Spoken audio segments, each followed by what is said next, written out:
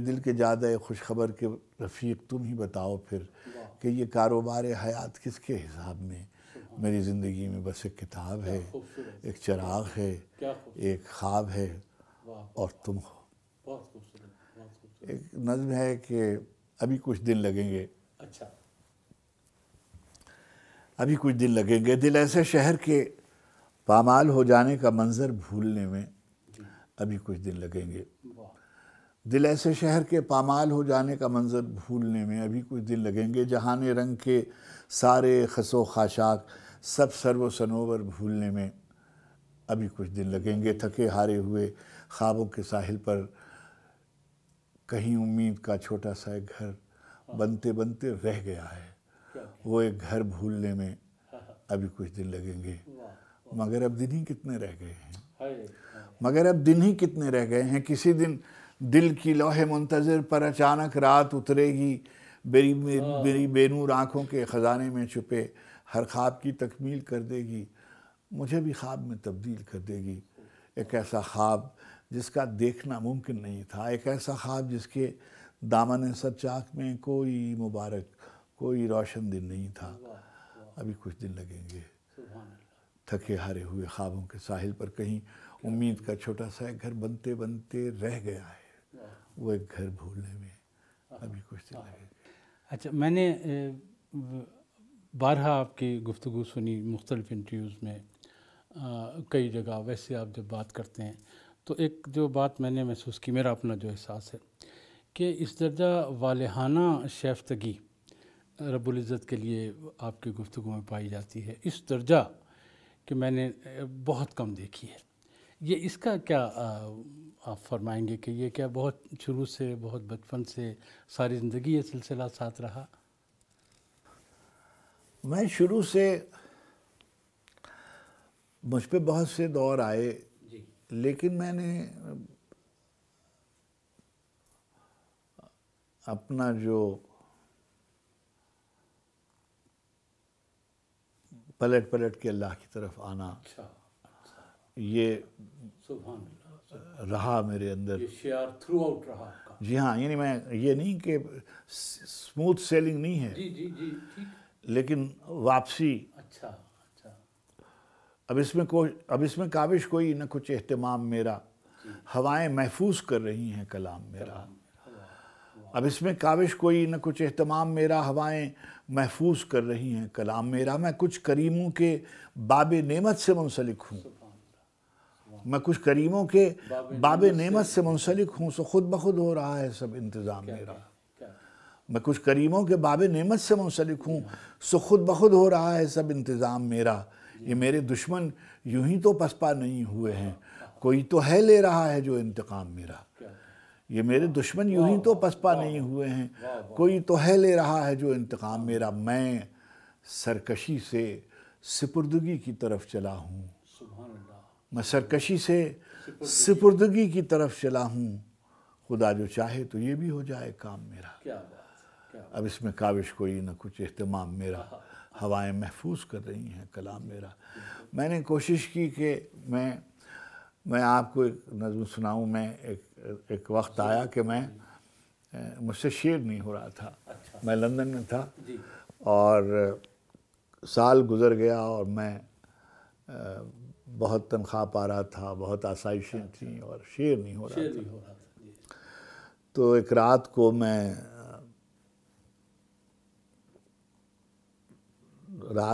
دن کو صوفے پر بیٹھے بیٹھے سو گیا اور جب آنکھ کھلی تو بہت رات ہو گئی تھی اور میں اکیلے رہتا تھا اس وقت. تو مجھے بہت تکلیف ہوئی اور تو قریب میں ایک جگہ قرآن حکیم اور نہج البلاغہ کا نسخہ رکھا ہوا تھا.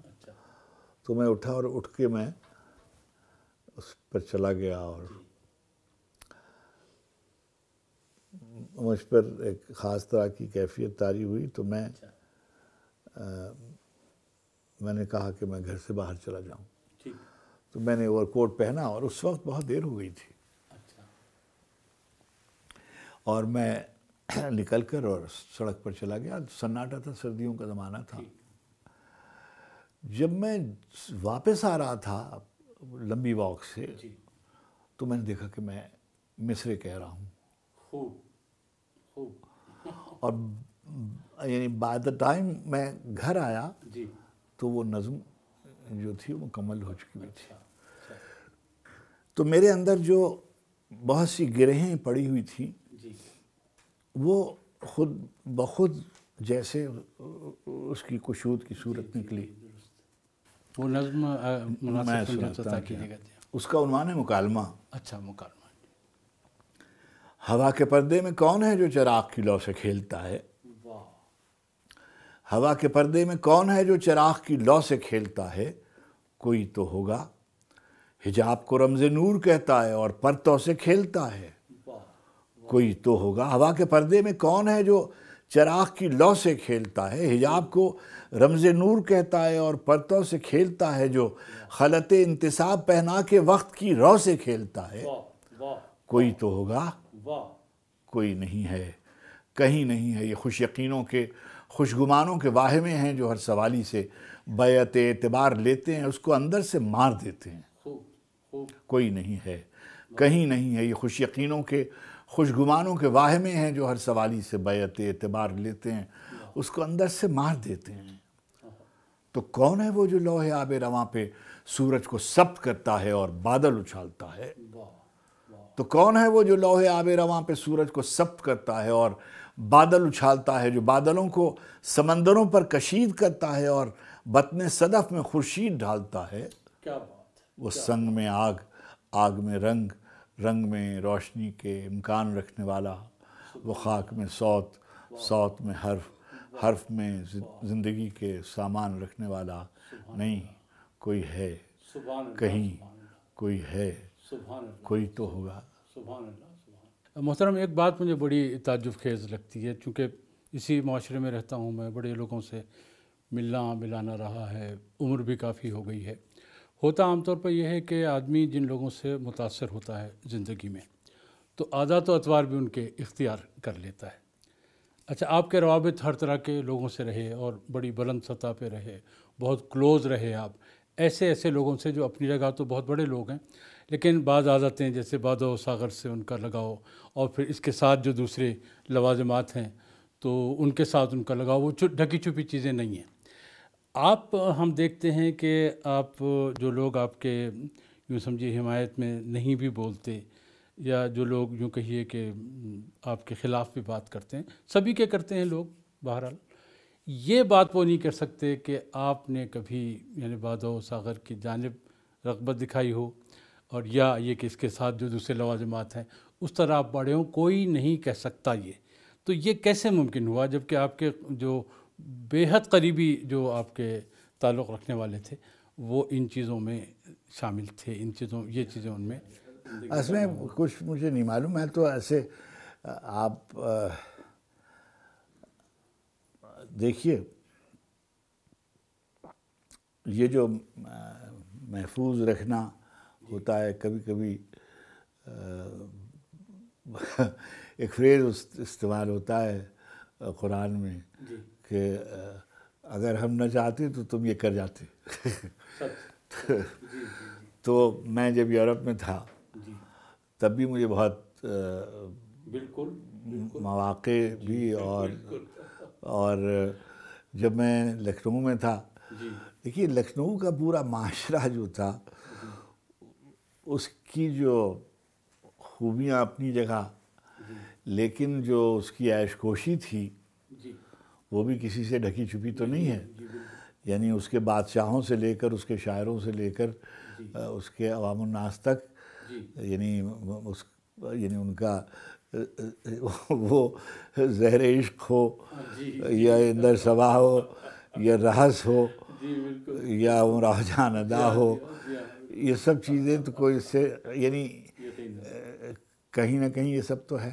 لیکن مجھے شاید یہ ہے کہ یہ جو دین کا جو تھوڑا بہت تعلق تھا شروع سے، وہ مانے آیا. اور تربیت بھی شامل ہوئی. جب ہم یونیورسٹی جانے لگے جی تو یونیورسٹی میں ایک وقت ایسا آیا کہ ہمیں طے کیا گیا کہ ان کو ہاسٹل میں ڈال دیں. ٹھیک. اچھا. اب لکھنؤ میں رہتے ہوئے ہاسٹل میں رہنا یہ کچھ عجیب سا لگتا تھا، مگر کچھ ایسے حالات ہو گئے تھے. تو جب ہم جانے لگے تو ہم سے گھر والوں نے کہا کہ ہم نے سنا ہے کہ وہاں پر جو بچے ہیں وہ یہ سب ہاں جی یہ بھی اور جتنی جو ہاسٹل میں ہوتا ہے تو اس کا وعدہ کرے. میں نے اس سے کہا کہ وعدہ کیا. ٹھیک. اچھا. اور میں نے وہ اس وعدے کا لحاظ کیا. اور میں نے کبھی بھی اس طرف آپ بس یہ نہیں میرے بس میں نہیں تھا. یہ تو میں کبھی کبھی سوچتا بھی ہوں. اور کبھی یعنی الحمدللہ ادھر مطلب طبیعت نے رغبت ہی نہیں کی. رغبت بھی شاید ہوئی ہو. اچھا لیکن آپ کنٹرول کر پائے اس کو. جی کہ کوئی نہیں یہ کیا بات ہوئی، یعنی یہ کیا بات ہوئی کہ کوئی. اور جو آپ فرما رہے تھے شخصیتیں جو تھیں، مثلا میں نے شیروانی کیسے پہنی جاتی ہے، کتنا ہنستے ہیں، محفل میں بیٹھتے کیسے ہیں، گفتگو کرتے وقت لفظ کیسے ہونے چاہیے، لہجہ کیسا ہونا چاہیے. یہ سب میں نے اپنے اساتذہ کو دیکھا، اپنے بزرگوں کو دیکھا، ان سے سیکھا. اور یعنی جب آپ بہت دیر تک نقل کرتے رہتے ہیں تو پھر وہ آپ کی فطرت ثانیہ بن جاتی ہے. میرے جو محسن ہیں، جو میں اپنے محسنوں کو یاد کرتا ہوں، تو جیسے پروفیسر احتشام حسین صاحب تھے، میرے استاد بھی تھے، میرے دوست کے والد بھی اور چچا بھی. اور ڈاکٹر رضوان علوی تھے بزرگ، مولانا مصطفیٰ حسین علوی صاحب کے صاحبزادے، صاحب نور اللغات کے پوتے جو ہیں، تو وہ میرے بہت ہی کرم فرما تھے. 2 آدمی تو یہ ہو گئے. اور میرے نانا کے دوست تھے بزرگ، وہ بہت ہی بڑے آدمی تھے. میرے نانا تو مزدور پیشہ آدمی تھے، مگر ساتھ تھا ان کا. تو جب مجھے اٹیسٹیشن وغیرہ کی ضرورت ہوتی تھی تو میں ان کے گھر جاتا تھا نانا کے ساتھ. اور جسٹس آنند نارائن ملا مشہور شاعر، وہ شیروانی پہنتے تھے اور ٹوپی پہنتے. یہ 3 آدمی تو ہندوستان میں مجھے اچھے لگتے تھے. اچھا میں نے اپنے بچپن میں دور دور سے ان لوگوں کو، اور جو لوگ تھے جیسے میرے استادوں میں رادھا کمل مکھرجی بھی تھے. انہوں نے مجھے فلسفہ پڑھایا، فلاسفی آف نالج پڑھاتے تھے. آر سی مجومدار تھے، کلچرل انتھروپالوجی پڑھاتے تھے. نور حسن ہاشمی تھے، یوسف حسن موسوی صاحب تھے، ڈاکٹر شبیر حسن صاحب تھے. ان بہت سے ایسے لوگ تھے. بعض علماء تھے میرے زمانے میں جو ان کو میں نے دیکھا. جب میں پاکستان آیا تو مجھے ایسے لوگ میسر آئے جو میرے محسنوں میں تھے، جن سے میں نے جن کو میں نے بہت آئیڈیلائز کیا. میرے محسنوں میں تو سلیم گیلانی صاحب تھے، ریڈیو پاکستان میں تھے. عبید اللہ بیگ اور قریش پور یہ تو میرے دوست بھی تھے اور ان سے میں نے سیکھا بھی بہت. لیکن جن کو میں نے آئیڈیلائز کیا اسلم اظہر صاحب تھے. اچھا پھر مجھ کو آغا سنابدی صاحب میسر آ گئے. ان کے اور میرے درمیان مراتب کا بہت فاصلہ تھا، مگر وہ مجھ سے بہت شفقت کرتے تھے. یعنی اتنی شفقت کرتے تھے کہ جو ان کے مرتبے میں ان کے قریب تر لوگ جو تھے شاید وہ بھی یہ دعویٰ نہ کر سکیں کہ ان سے اتنی محبت کرتے تھے. اور مجھے جب وہ بالکل ایک طرح سے معزول و معذور ہو گئے تھے تو بیماری کے عالم میں کراچی میں تھے، اور میں اپنے بیٹے کی شادی کا بیٹی کی شادی کا دعوت نامہ لے کر گیا. اور بیگم صاحبہ تشریف فرما تھیں، ابھی وہ حیات ہیں، اللہ ان کو عمر دے. اور ان کو لا کے بٹھا دیا گیا اور وہ ایک کرسی پہ تشریف فرما تھے. اور مجھ سے انہوں نے بہت سی باتیں کی جو میرے لیے بہت، مگر میں صرف یہ کہنا چاہتا ہوں کہ میری عزت نفس کا بہت خیال رکھا گیا اسلم اظہر صاحب نے، سلیم گیلانی صاحب نے، یہاں ایک بزرگ تھے ہیں اللہ ان کو عمر دے، مظہر الحق صدیقی صاحب نے، یہاں سول سروس میں ہمارے دوست تھے ہیں اعجاز رحیم صاحب، یہ جو میرے سینئرز تھے انہوں نے بڑا خیال رکھا، اور مجھے سول سروس میں کبھی کوئی زحمت نہیں ہوئی، لیکن جو ماڈل میرے تھے اسلم اظہر صاحب کو میں بہت پسند کرتا تھا، فیض صاحب تھے، اب ظاہر ہے اچھا فیض صاحب جو تھے وہ ایک بالکل مختلف مزاج کے آدمی تھے، میں نے ایک بات ان سے سیکھی، اور وہ یہ بات تھی، ایک دفعہ کہ میں نام نہیں لیتا، میں کسی سے میرا جھگڑا ہوا اور تالیف قلب کے لیے انہوں نے مجھ سے کہا کہ جب کوئی آدمی کسی کی وضاحت نہیں کرتے کسی بات کی، کوئی بات کہے تو اس کا جواب نہیں دیتے، اس کا جواب یہ ہے کہ جب کوئی بات کہے تو ایک اچھی سی غزل کہہ لو، ایک اچھی سی نظم کہہ لو، چنانچہ آپ دیکھیے انہوں نے ساری زندگی لوگوں نے ان کو ہدف ملامت بنائے رکھا، انہوں نے کبھی کسی کو پلٹ کے ایک فقرہ نہیں کہا۔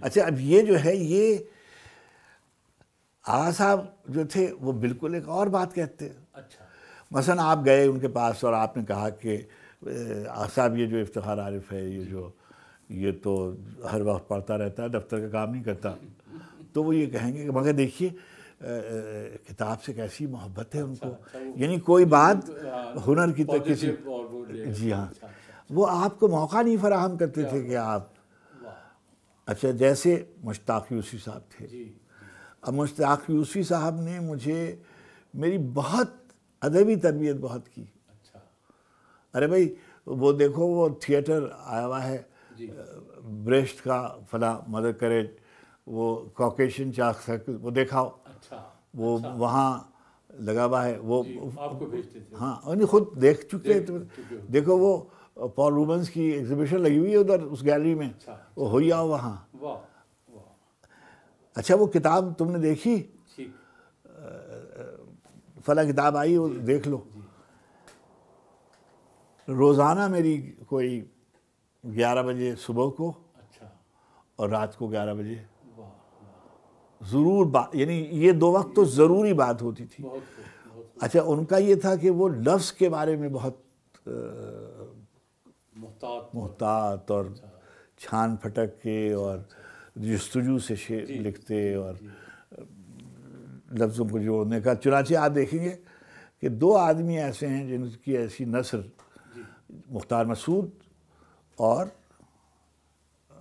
مشتاق یوسفی، دونوں کی نثر کا ایک اختصاص یہ ہے کہ کوئی لفظ، کوئی جملہ آپ ہٹا نہیں سکتے، اچھی نظم کا ایک خاصہ یہ ہوتا ہے کہ آپ اس کا کوئی مصرع کاٹ نہیں سکتے، بلکہ بعض بڑے شاعر جو تھے، بودلیئر نے جب فلاورز آف ایول لکھی تو اس پہ بہت لعنت ملامت ہوئی، تو اس سے کہا گیا کہ بھئی تم اس میں سے فلاں فلاں نظم جو ہے یہ منہا کر دو، تو اس نے کہا میں منہا نہیں کر سکتا ہوں، اس لیے کہ میری پوری میری نظمیں جو ہیں وہ ایک دوسرے سے مربوط ہیں، اگر میری تفہیم، میری شاعری کی تفہیم مکمل ہوگی کوئی چیز تب ہی ہو سکتی ہے، کوئی چیز منہا ہوگی تو یہ اس طرح کی، تو میں یہ دیکھتا ہوں کہ فیض صاحب، یوسفی صاحب، مختار مسعود، یہاں ممتاز مفتی صاحب، بہت شفقت فرمائی انہوں نے مجھ سے، مجھ پر شاید جو بہت مضامین لکھے گئے، مگر جیسا ممتاز مفتی صاحب نے مجھ سے مضمون لکھا ہے مجھے خود لطف آتا ہے اس کو پڑھ کر۔ مجھے بہت ہی اچھے دوست بھی ملے، بہت اچھی، یعنی میری زندگی میں کوئی یہ کہے، حضرت نظام الدین اولیاء رحمۃ اللہ علیہ نے ایک بہت ہی یعنی ملفوظات میں ان کے میں نے عرض کیا کہ مجھے سلسلہ چشتیہ سے ایک تعلق بھی ہے. انہوں نے لکھا کہ اگر کوئی شخص تمہاری زندگی میں تمہارے راستے میں کوئی کانٹے رکھ دے اور تم بھی اس کے راستے میں کانٹے رکھ دو پھر تو یہ دنیا کانٹوں سے بھر جائے گی. تو بس میں نے کہیں لکھا کہ حرف تردید سے پڑھ سکتے ہیں 100 طرح کے پیج، ایسے سادہ بھی نہیں ہے کہ وضاحت کریں ہم. ٹھیک ہے جی. اور میں چپ رہا کہ وضاحت سے بات بڑھ جاتی ہے. 1000 شیوائے حسن بیاں کے ہوتے ہوئے تو کبھی بھی ایسے سادہ بھی نہیں ہے کہ وضاحت کریں ہم. اور حرف میں نے کہیں لکھا کہ لگتوں کرتے اور کیا کہ ادھر ادھر کے اشاروں سے پیش پڑتے ہیں، وضاحتوں سے الجھتی ہے گفتگو. کیا وضاحتوں سے گفتگو الجھتی ہے. جی ہاں بالکل. خاموشی سے آپ اپنا شعر لکھیے، نظم کہیے، کام کیجیے. جی بالکل. کوئی تو یہ چیز ان ساری شخصیتوں سے اس نے قوت کو وہم رکھا. جی بالکل. اور منضبط رکھا اور منظم رکھا. جی ہاں. چنانچہ اللہ نے اور مواقع پیدا ہوئے. اور آپ دیکھیے پاکستان میں کہ میں ان خوش نصیب لوگوں میں ہوں کہ جنہیں مجھے کبھی بھی کسی بھی حکومت سے کوئی آپ جو چاہے جس کا جی چاہے جو کہے، لیکن مجھے تو کبھی کسی نے معاندانہ مجھے نہیں دیکھا. وہ ایک حزین صدیقی صاحب کا شعر ہے جو صادقات ہے آپ کی زندگی میں کہ یاران کم سوات کو ہر راہ سے گلا، ہم تو حزین جہاں بھی گئے جل اٹھے چراغ. تو وہی کیفیت آپ کی ماشاءاللہ رہی کہ عزت آپ کی. اور پھر دیکھیے عوام میں ایسی جہاں جاتے ہیں، جی سرحد میں گئے ہم جب ابھی تو نہیں، آج سے 40 سال پہلے نعیم صاحب میں اور محسن احسان اور عبید اللہ بیگ اور عطا اللہ قاسمی ہم گئے درہ آدم خیل. اور وہاں کے ایک ملک نے اور سب نے پہچان لیا کہ کسوٹی وہاں پر وہاں اینٹینا لگے ہوئے تھے اور اس زمانے میں ٹوٹیاں لگائی جاتی تھیں اوپر. وہ سب ہمیں پہچان گئے. تو ایک ملک نے کہا عبید اللہ بیگ سے کہ آپ ہمارے یہاں کھانا کھا کے جائیں. تو عبید اللہ بیگ نے کہا کہ وہ میں نے ان سے وعدہ کر لیا. میں نے کہا نہیں ہم جلدی نکل جائیں شام سے پہلے یہاں. خیر وہ ملک صاحب انہوں نے کہا کہ نہیں اب ان سے وعدہ کر لیا ہے. اب میں کہہ ہی رہا ہوں درہ آدم خیل میں حضرت امیر رمضان خان شنواری کا انتقال ہو گیا تو میں جنازے میں شرکت کے لیے گیا ادھر. وہاں سے جب واپس آ رہا تھا رات ہو گئی مجھے، جسے کہتے ہیں جنگل میں. میں نے اپنے ڈرائیور سے کہا کہ گاڑی روک لے بھائی، جہاں کہیں مجھے نماز پڑھنی ہے. اس نے جناب ایک گھر میں گاڑی روک لی. اب جو گاڑی روکی تو ایک بہت بڑا گھر تھا اور اس نے دروازہ کھٹکھٹایا تو معلوم ہوا کہ وہ کسی بہت بڑے آدمی کا گھر ہے. اندر گیا تو ایک باقاعدہ لشکر تھا وہاں. اب میں نام ان کا نہیں لینا چاہتا ہوں. ان کے اس باہر کے گھر کے اندر جو میں داخل ہوا تو یہاں سے وہاں تک پھولوں کی قطاریں اور درخت. اور میں نے کہا کہ مجھے مسجد پڑھنی. انہوں نے ضد کی کہ ان کی میں مسجد میں نماز پڑھوں. میں نے جناب ان کی مسجد میں نماز پڑھی. اب جب میں واپس آیا تو میں نے دیکھا کہ 3-4 آدمی اور ان کے درمیان میں ایک صاحب تشریف لائے اور انہوں نے مجھے کہا کہ چائے پی لیں اور وغیرہ. اب مجھے بتایا گیا کہ وہ کون ہے. تو میں نے کہا بھائی جتنی جلدی یہاں سے نکل چلو. خیر انہوں نے بڑی بہت تواضع کی اور مجھے کہا کہ افتخار صاحب ہم آپ کو ٹی وی پہ دیکھتے ہیں اور کبھی کوئی بات ہو تو آپ ہر وقت حاضر ہیں، آپ ہمارے مہمان رہیے وغیرہ. میں کہنا ہی چاہتا ہوں کہ جدھر بھی گئے خیبر آفریدی ایک شاعر تھے ہمارے امیر رمضان خان شنواری، باغنی خان، عبداللہ جان جمال دینی بلوچستان میں، مینگل صاحب، نواب اکبر بگٹی صاحب ہمارے عشاق میں تھے. اور میں نواب صاحب کا میں اور عبید اللہ بیگ ان کے چہیتے لوگوں میں تھا. لندن میں بھی میری ان سے ملاقاتیں رہی. سردار عطا اللہ خان مینگل، سردار خیر بخش. مجھے کبھی ہم لوگوں کو کبھی ایشو نہیں ہوا. جی بالکل صحیح. رائٹ فرام مرحوم G M Syed to Ghulam Mustafa شاہ صاحب. اچھا اچھا. اب آپ کو حیرت ہوگی کہ جب میں BCCI بند ہوا اور میری ملازمت کا قصہ ہوا تو یہ غلام مصطفیٰ شاہ سندھ سے جو وزیر تعلیم تھے بے بھٹو صاحب آ کے, جی جی انہوں نے مجھ کو یہاں بلوایا, اور مظہر الحق صدیقی جو سندھ یونیورسٹی کے وائس چانسلر تھے, وہ میرے ایجوکیشن سیکرٹری تھے, اچھا اچھا. انہوں نے مجھے ہیرو کی طرح مجھ کو سنبھالا رکھا. تو مجھ کو کبھی کسی تعصب کا سامنا پاکستان میں نہیں ہوا. بہت اچھا. وہ اور کتنی دیر والی جو آپ کی غزل ہے وہ؟ جاہو جلال دام و درم اور کتنی دیر, جاہو جلال دام و درم اور کتنی دیر, اور کتنی دیر ریگے رواں پہ نقش قدم اور کتنی دیر, اور کتنی دیر. واہ واہ. جاہو جلال دام و درم اور کتنی دیر ریگے رواں پہ نقش قدم اور کتنی دیر حلقہ بگوشوں عرض گزاروں کے سامنے, حلقہ بگوشوں عرض گزاروں کے سامنے یہ تمکنت یہ زوم کرم اور کتنی دیر. سبحان اللہ. حلقہ بگوشوں عرض گزاروں کے سامنے یہ تمکنت یہ زام کرم اور کتنی دیر. دامن کے سارے چاک غریباں کے سارے چاک, دامن کے سارے چاک غریباں کے سارے چاک ہو بھی گئے بہم تو بہم اور کتنی دیر. واہ واہ واہ واہ. دامن کے سارے چاک غریباں کے سارے چاک ہو بھی گئے بہم تو بہم اور کتنی دیر. کیا کہنے. شام آ رہی ہے ڈوبتا سورج بتائے گا, واہ واہ. شام آ رہی ہے ڈوبتا سورج بتائے گا, تم اور کتنی دیر ہو ہم اور کتنی دیر. کیا کہنے. شام آ رہی ہے ڈوبتا سورج بتائے گا, تم اور کتنی دیر ہو ہم اور کتنی دیر. خزانہ زر و گوہر پہ خاک ڈال کے رکھ, خزانہ زر و گوہر پہ خاک ڈال کے رکھ, ہم اہل مہر و محبت ہیں دل نکال کے رکھ. ہم اہل مہر و محبت ہیں دل نکال کے رکھ, ہمیں تو اپنے سمندر کی ریت کافی ہے, تو اپنے چشمہ بے فیض کو سنبھال کے رکھ.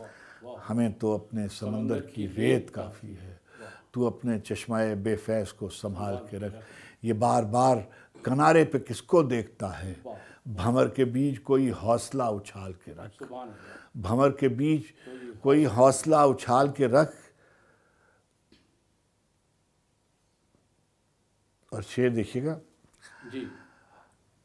چھلک رہا ہے جو کشکول آرزو, اس میں کسی فقیر کے قدموں کی خاک ڈال کے رکھ. چھلک رہا ہے جو کشکول آرزو, اس میں کسی فقیر کے قدموں کی خاک ڈال کے رکھ.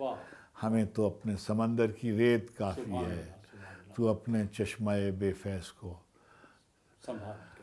ہمارے بعد تم کو یہ جہاں کیسا لگے گا, ہمارے ستاروں سے بھرا یہ آسماں کیسا لگے گا, ہمارے بعد تم کو یہ جہاں کیسا لگے گا.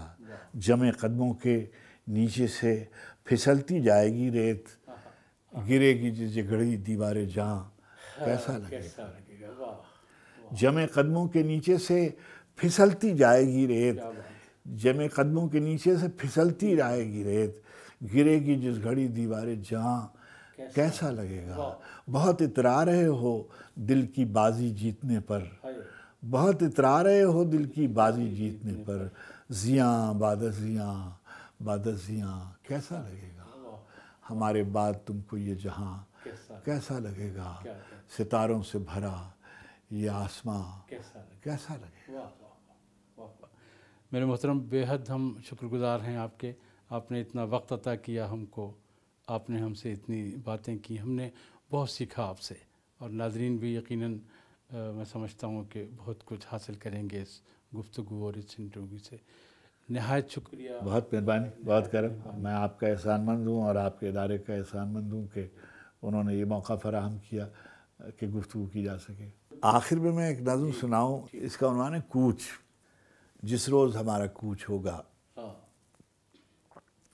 جس روز ہمارا کوچ ہوگا, پھولوں کی دکانیں بند ہوں گی, شیریں سخنوں کے حرف دشنام بے مہر زبانیں بند ہوں گی. جس روز ہمارا کوچ ہوگا پھولوں کی دکانیں بند ہوں گی، شیریں سخنوں کے حرف دشنام بے مہر زبانیں بند ہوں گی، پلکوں پہ نمی کا ذکر ہی کیا یادوں کا سراغ تک نہ ہوگا، ہمواری ہر نفس سلامت دل پر کوئی داغ تک نہ ہوگا، ہمواری ہر نفس سلامت دل پر کوئی داغ تک نہ ہوگا، پامالی خواب کی کہانی کہنے کو چراغ تک نہ ہوگا۔ معبود اس آخری سفر میں تنہائی کو سرخرو ہی رکھنا، جز تیرے نہیں کوئی نگہدار، اس دن بھی خیال تو ہی رکھنا، جس آنکھ نے عمر بھر رلایا اس آنکھ کو بے وضو ہی رکھنا، جس روز ہمارا کوچ ہوگا پھولوں کی دکانیں بند ہوں گی۔ ناظرین کرام، ایک نظم ہے جناب افتخار عارف کی، کم مشہور ہوئی ہے مگر اس درجہ اچھی ہے اور اتنی بھاتی ہے مجھے کہ پروگرام کے آخر میں اسے آپ کے ساتھ شیئر کرنا مجھے بہت موزوں لگ رہا ہے۔ نظم کا عنوان ہے اے شہر رسن بستہ۔ اے شہر رسن بستہ، کیا یہ تیری منزل ہے؟ کیا یہ تیرا حاصل ہے؟ یہ کون سا منظر ہے؟ کیا تیرا مقدر ہے؟ کچھ بھی تو نہیں کھلتا، تقدیر فصیل شہر کتبہ ہے کہ گلدستہ، اے شہر رسن بستہ۔ اب کوئی بھی خوابوں پر ایمان نہیں رکھتا، کس راہ پہ جانا ہے کس راہ نہیں جانا، پہچان نہیں رکھتا۔ شاعر ہو کہ صورت گر، باغوں کی چراغوں کی بستی کے سجانے کا سامان نہیں رکھتا۔ جس سمت نظر کیجیے آنکھوں میں در آتے ہیں اور خون رلاتے ہیں، یادوں سے بھرے دامن لاشوں سے بھرا رستہ، اے شہر رسن بستہ۔